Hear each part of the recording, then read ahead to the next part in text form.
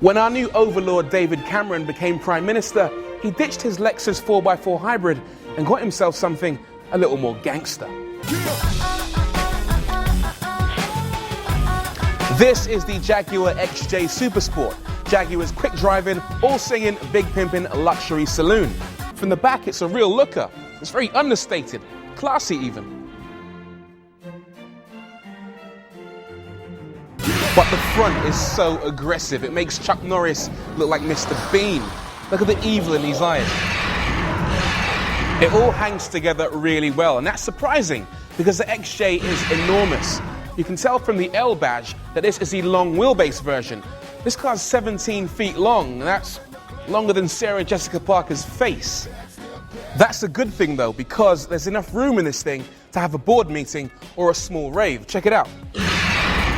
It's so big I can just sort of lay back, relax, crack a beer, roll up the privacy blinds. You know, in fact, if the cameras weren't here, I just want to sit around in my pants all day watching TV. I'll keep my pants on for the moment, you lucky people. But this car does actually have a TV and a DVD player and a 1200 watt Bowers & Wilkins surround sound system. So you could actually have that rave. Most of that tech is mounted in the front of the cabin. This 8-inch touchscreen lets you watch TV, DVD, DivX movies, and I can view the maps in this car all at the same time. It uses a very interesting technology known as dual view, which allows you to watch two things simultaneously. Right now I'm looking at all the sat-nav data, but if I insert a DVD, my passenger can enjoy a spot of Dr. Dre. How does that work? Well, all the odd-numbered pixel columns are angled towards the left, and all the even-numbered columns are angled towards the right.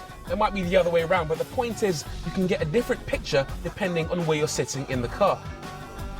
It doesn't only work for DVD and map splits either. There are two TV tuners in this car, so my passenger can watch one digital Freeview channel while I watch another. And interestingly, the car also comes with a set of wireless headsets, so they can listen in privacy while I enjoy something completely different.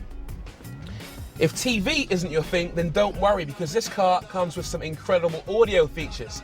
You can listen to DAB radio, FM and AM radio, as well as your iPod. It also comes with two USB ports, so you can listen to a USB key filled with your favorite music. If that's not enough, then how about this? It also includes Bluetooth streaming audio, so you can actually pair it with your mobile phone and listen to audio services like Spotify over the loudspeakers. There's more too. The XJ comes with a 30 gigabyte hard drive, 10 gigs of which is dedicated to audio. You can actually rip your audio CDs directly to the hard drive in this car, so you never have to carry them around with you ever again. The quality of the speakers is epic as well. Crank it up to 60. And it will literally shake your bones. I promise you, you'll struggle to find another factory-fitted audio system as good as this one.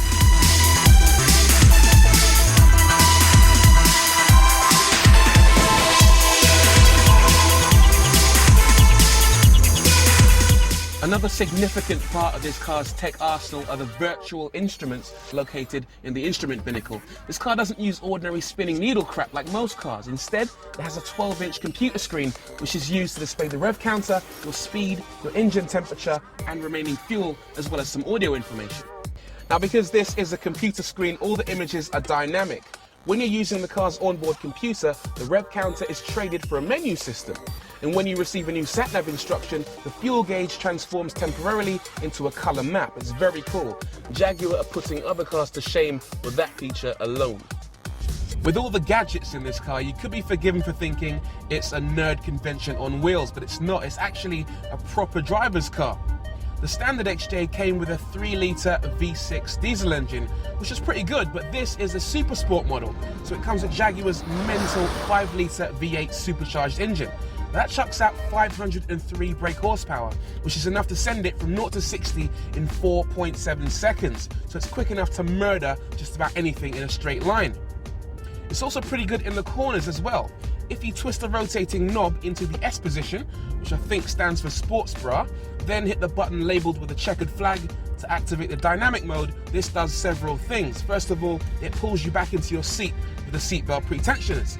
It also changes the colour of the virtual instruments from chrome to red, letting you know the car's ready for something more enthusiastic than a Sunday drive. Plus, it changes the audio indicator into a large numerical gear indicator, showing you exactly what gear you're in. Gears, incidentally, are changed by using the flappy paddle gearbox. Pull the left paddle to shift down and the right paddle to shift up. It's a big car, but it never feels like you're driving a barge. It does snap back into line quite violently at the end of a corner, but let's not forget, this thing is 17 feet long. If you're trying to outrun terrorists, then I reckon this is the perfect car to do it in. Unless they're in something like a Porsche 911, they're gonna have a hell of a job keeping up with you. The XJ Supersport is epic on several levels. Firstly, it's an exceptional technical achievement that will amaze and delight owners and their passengers. Secondly, it's fantastic to drive. Sure, throwing a 500 brake horsepower engine into a car designed to transport royalty and heads of state might not make much sense on paper. But in the real world, that stellar performance matches the car's epic technology down to a T. It might not be very politically correct, but where the XJ Supersport is concerned, I recommend our nation's leaders stop riding in the back and take pride of place behind the wheel.